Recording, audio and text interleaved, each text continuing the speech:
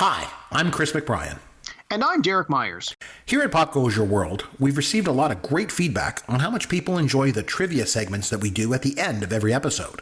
So we've decided to go back and put together compilations of the Fun with Yancey and Fun with Caveman segments we've done over the years as a set of bonus episodes. We hope you enjoy the fun. Episode 99, American Pie Movie Review. Fun with Caveman. Okay, so this week we're going to go, we mentioned how this is a bit of a throwback to kind of the 80s, you know, with some of the 80s movies. So what would be better than a throwback to playing a round of the winner's circle from the $100,000 pyramid?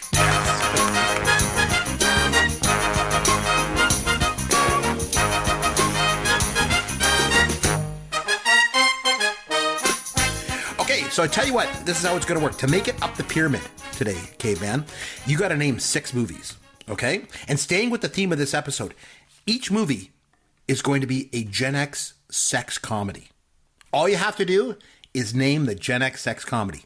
And in order to help you win, I'm going to be giving you clues, obviously. The only clues I can give you are the names of characters in the movie. So, I give you character names.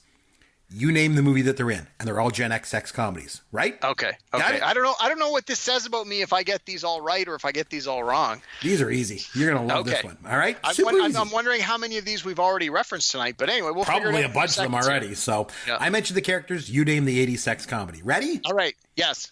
Go. Tony D'Annunzio. Mrs. Haverkamp. Maggie O'Hooligan. Al Cervic. Spalding Smales. Pass. I have no idea. Lacey Underall. Oh, Porky's. No. Caddyshack. Caddyshack is right. Okay. Next. Burke. Judy. Coach Harris. Dean Ulick. Lamar. Takashi. Oh, Revenge of the Dirt. Very good. Dennis Taylor. Linda Barrett, Mr. Vargas, Brad Hamilton, Stacy Hamilton, Mark Ratner, Mike Damone. Oh, Fast Times at Ridgemont High. Very good. Coach Warren, Coach Brackett, Sheriff Wallace, Tommy, Billy. Is that Porky's? Yes. Nick the Tim the She-Male, Milt, Rudy, Dr. Tina Gasco, Cole Whittier, O'Neill, Debbie Thompson, Rick Gasco. No idea. Pass. Pass. Rose Bernhardt, Jane Mitchell, Dexter Jones, Walter Coolidge, Bernadette, Peyton Nichols, Barney Springborough, Albert Einstein. Tapped.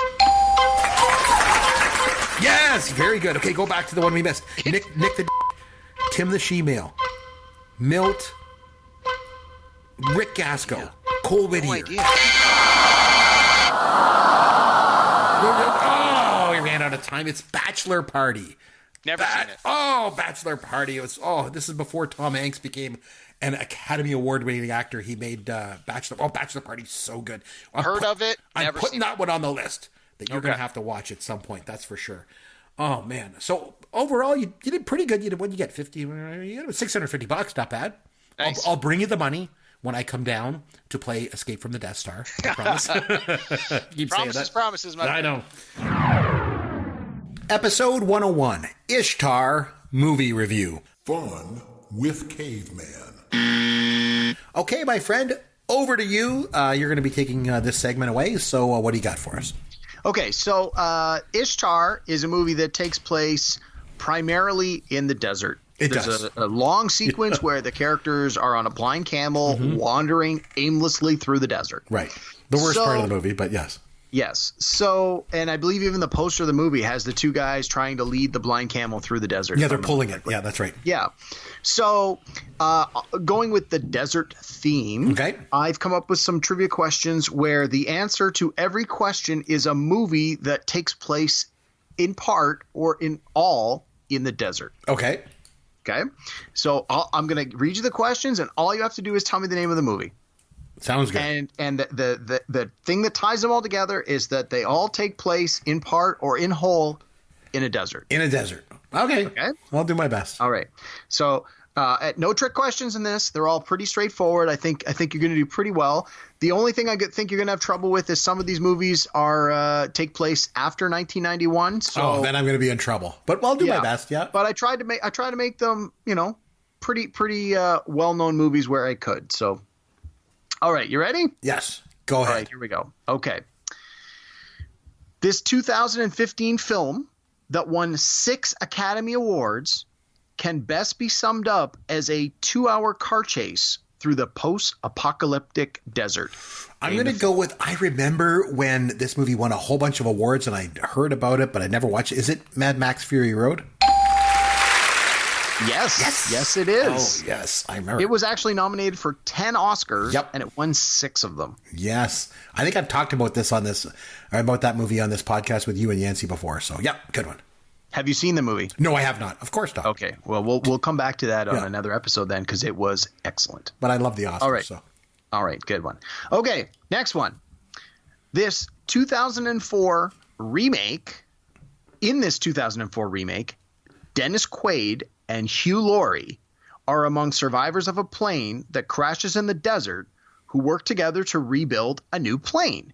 And in the 1965 film of the same name, starred James Stewart, Richard Attenborough, Peter Finch, Ernest Borgnine, and George Kennedy. Can you name the movie? Flight of the Phoenix? Yes. Yes. All right. Okay. Would you have got that if I hadn't given you the people who were in the original? Yes, because I remember when Dennis Quaid did this remake. I remember when it came out and said, "Oh, that's a remake of a movie." I know that one. Nice. I remember it. I've seen the remake. I have not seen the original. I enjoyed it. All right. In this 2005 adaptation of a Clive Cussler novel, adventure hero Dirk Pitt, played by Matthew McConaughey, searches for a lost Civil War battleship in the deserts of West Africa. I have no idea. All right. It is called Sahara. Oh, I remember that. Oh, yeah. Okay. I've read the book. I've seen the movie. I haven't seen it, but I remember. Yeah. Really enjoyed the book. The movie was not quite as faithful an adaptation as everyone was hoping. I don't know if you've read anything by Clive Cussler, but he's a prolific author who's written dozens of novels featuring this character, Dirk Pitt. He's basically like a modern day Indiana Jones. Okay. And I've read a bunch of his novels. They're very entertaining. And the hope was that McConaughey would star in this first one. It would be a big hit, and he had this huge franchise on his hands. And Didn't unfortunately, happen. Yeah, just the movie was not great. I mean, it's fun, but it wasn't great. I think it basically just made enough money to cover its costs, and they went, yeah, we're not going to do any more of these, which I think was unfortunate because I liked McConaughey in the role, but I just think that they veered too far away from the source material, and the movie was a little hokey by the end of it. But movies that take place in the desert obviously don't do well, apparently.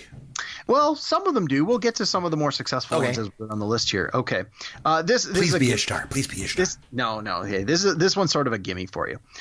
Michael Douglas and Kathleen Turner are together again in this sequel to their 1984 hit Romancing the Stone. Name the sequel. Jewel of the Nile. There you go. I like that movie a lot, actually. I liked the original, and I like the sequel. So, I've never seen the sequel. I've seen Romancing the Stone a bunch of times, but not recently. Yeah, no, Jewel of the Nile was good because the Jewel of the Nile is actually a person. I remember that. It was really good. Oh, well, hey, spoiler alert. I just said I hadn't seen it. Oh, sorry. All right. Next question. This one I think is a gimme for you, too. This 1984 David Lynch film adapts a Frank Herbert novel where desert warriors fight for control of spice. Supporting actors in this film include Patrick Stewart, Sting, Dean Stockwell, and Max von Sydow. Yeah. And it's also like Ishtar, it was a massive bomb, and it was Dune. And man, It that movie was indeed bombed. Dune. Yeah. Now, Dune has since been remade. There was a I remember hearing that. Yeah. made for TV miniseries in the mid to late 90s, and it had William Hurt had a pretty significant role in it. It was quite good. It was very faithful. I've read the book. It was very faithful to the book. And apparently they are remaking it again. I want to say it's the same guy that did the new Blade Runner sequel. The Blade Runner 2049. I can't think of the director's name. French gentleman. He did The Arrival. But yeah, apparently he's redoing Dune yet again. So, if again, I've read the book. It's quite good. That 1984 version was pretty wacky. So hopefully if they're going to remake it, they stick close to the source material and maybe it'll find an audience. Yeah, and so disappointing because that book was so big and so many people loved the book. When the movie came out, they were so disappointed. You know, 'cause it was crappy. Okay. All right. Again, I think this one's another gimme for you. This 1962 epic features an English officer who successfully unites and leads diverse Arab tribes during World War I in their fight against the Turks. Oh, it's Lawrence of Arabia. Yes, it is. Yes, Peter O'Toole. I figured I had to throw that in there. I couldn't do a trivia segment with desert movies and not throw Lawrence of Arabia in there. Such a good movie. Yeah. All right. This one's a little tougher because it's a little newer. Okay. Oh, yeah. In this 1999 adventure film, Brendan Fraser and Rachel Weisz are part of an archaeological dig that accidentally uncovers more than they bargained for while searching for the ancient city of Hamunaptra. I know this, and I've actually seen this movie. It's The Mummy.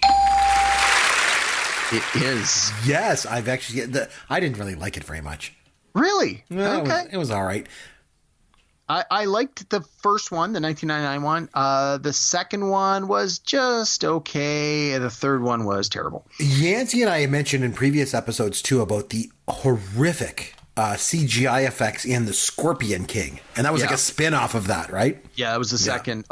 So the second one, I believe, was called The Mummy 2, The Scorpion King, and it had terrible special effects. And then they actually did a Scorpion King movie that was spin-off. And it actually wasn't so bad. I mean, The Rock, I got to admit, guilty pleasure. I like The Rock. I think he's a great entertainer. He reminds me of Schwarzenegger in the sense of in the 80s, when I went to see a Schwarzenegger movie, you sort of knew what you were getting into when you bought your ticket. You knew he wasn't going to win an Oscar for best performance, but you knew you were going to have fun. And I find The Rock, it's the same thing. I go in, I know what I'm getting with The Rock movie. And I found that the actual movie, the Scorpion King movie, that would it was middle of the road. It was decent. I had fun. I wouldn't necessarily recommend it, but it wasn't terrible.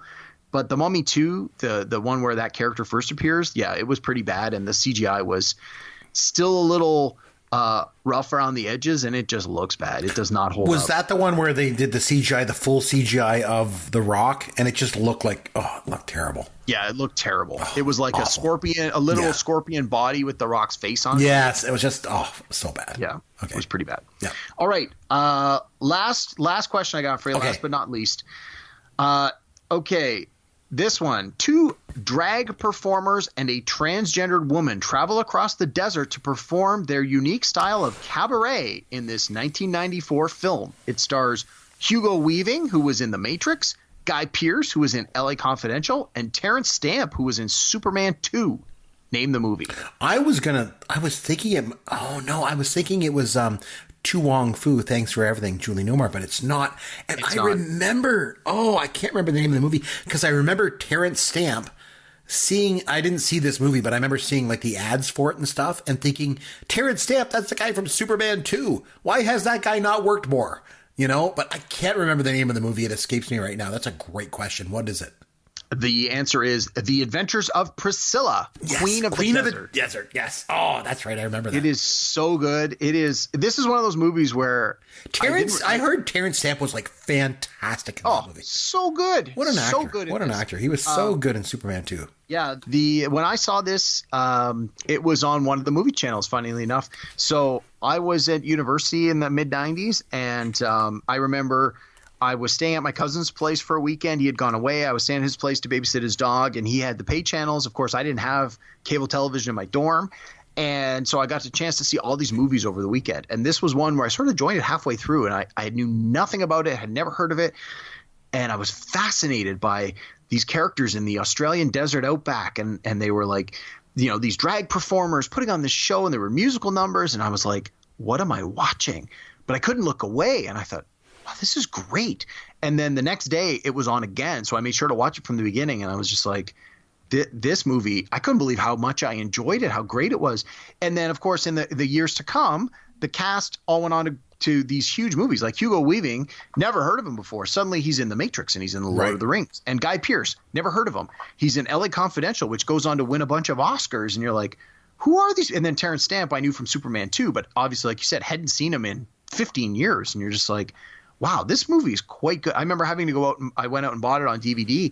So I'm like, this is one of those ones that it's got a lot of great lines. It's got a lot of great performances. I think it was underrated because it was not a North American film. It didn't really have the marketing that you would associate with today's big box office films. But it's one of those ones that it was so good that people were talking about. And when I worked at Blockbuster Video, this was one of the ones that people would rent quite frequently or they would ask about.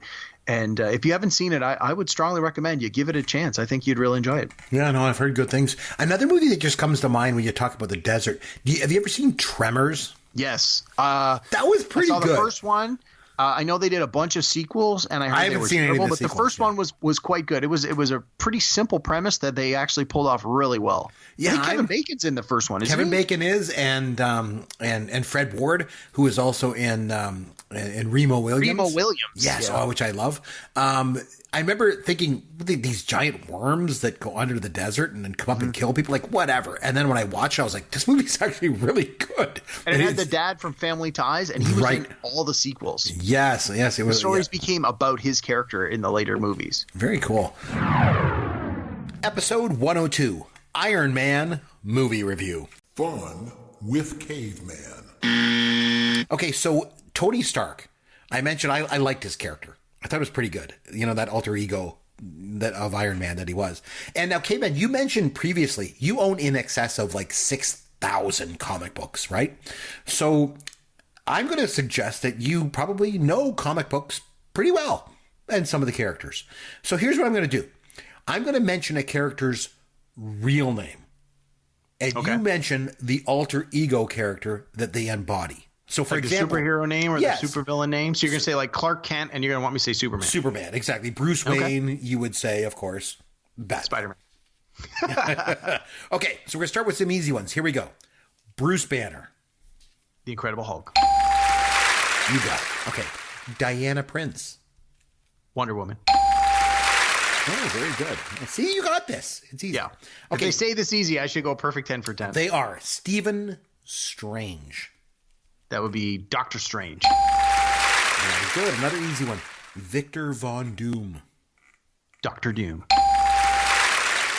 Oh, boy, you're killing it. Steve Rogers. Captain America. Very good. Who's Alexander Joseph Luthor? That's Lex Luthor. Very good. It is. I had to think about that one. I'm like, yeah. How about Wade Wilson? Who's Wade Wilson? Oh, Wade Wilson. Oh my God. Why am I blanking on this? Wade Wilson. You know what? I'm not going to get it in time. I got to pass on that one. It's Deadpool. Oh, it's Deadpool. Yeah, Deadpool. How about Matt Murdock? Who does Matt Murdock become? Matt Murdock is Daredevil. That is correct. How about Eric Magnus Lenscher? Do you know Eric Magnus Lenscher? That is Magneto. That's the name they've given him in the last 20 years. Yeah. Very good. Easy one. Jack Napier. The Joker. Very good. Billy Batson. Who's Billy Batson? Billy Batson is Captain Marvel, also known as Shazam. Yes. Hal Jordan. How about Hal Jordan? Hal Jordan is one of the many Green Lanterns. Okay. Dr. Don Blake. Thor. The mighty Thor. Absolutely. Ben Grimm. Who's Ben Grimm? The ever-loving blue-eyed thing from Fantastic Four. Of course he is. A.L. Simmons. Wow. I have no idea. Oh, this one's a later. It's Spawn. Spawn. Oh, yeah. Okay. Okay, how about Alec Holland? Who does Alec Holland become? I have no idea. The Swamp Thing. Oh, jeez. No. And finally, this is a tough one. Oh, maybe not. You know, you got all these other ones. Tetsuan Atomo. Tetsuan Atomo. I have no idea. It's Astro Boy. Oh, jeez. I had to get a couple it sounds Japanese, but I don't want to sound racist by saying that. So it totally was Japanese. Tetsuan Atomo sounds Japanese, but I don't want to sound racist. It's totally Japanese. There's nothing racist about it. It's Japanese. That's awesome. Is it Captain America? Exactly. Oh my God, that's hilarious. Episode 103, U2. Fun with Caveman. All right, Caveman, you know you like to do it. I like to do it. It's time now to have a round of the winner's circle from the $100,000 pyramid.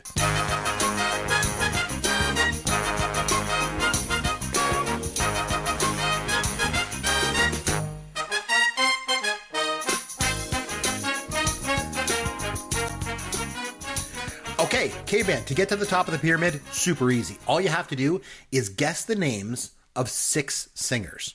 But the catch, like Bono, these singers only have one name. Okay? Okay. So to help you guess the one-name singers, I can only give you lists of their songs. Okay? Okay. So I'm going to list the songs. You give me the name of the singer that only has one name. Okay? Ready? Go. 1999. Prince. Yes. Like a Virgin. Madonna. Paradise by the Dashboard Light. Bat Out of Hell. Oh, Meatloaf. The Real Slim Shady. Without Me. Oh, Eminem. Angel. It Wasn't Me. Boombastic. Hey Sexy Lady. Oh, Shaggy? Yes. Oh, wow. I'm amazed I got that. If I could turn back time. Believe. Just like Jesse James. Oh, I Got You, Babe. Oh, it's Cher.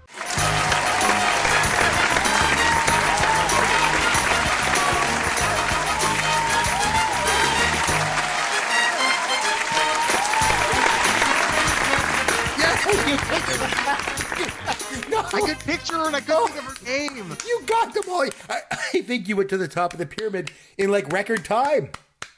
So I think we might have beat Billy Crystal's record there. No, his record will stand forever. But I got to admit, I've had a little help here while this segment has been going on. Yep.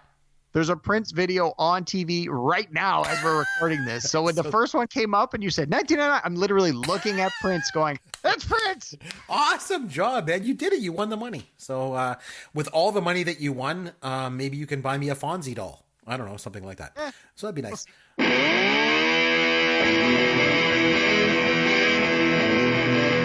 Thanks for listening to Pop Goes Your World. You can contact Chris and Derek at popgoesyourworld.com. Please take a minute and review the podcast on iTunes or wherever you download and listen to the show.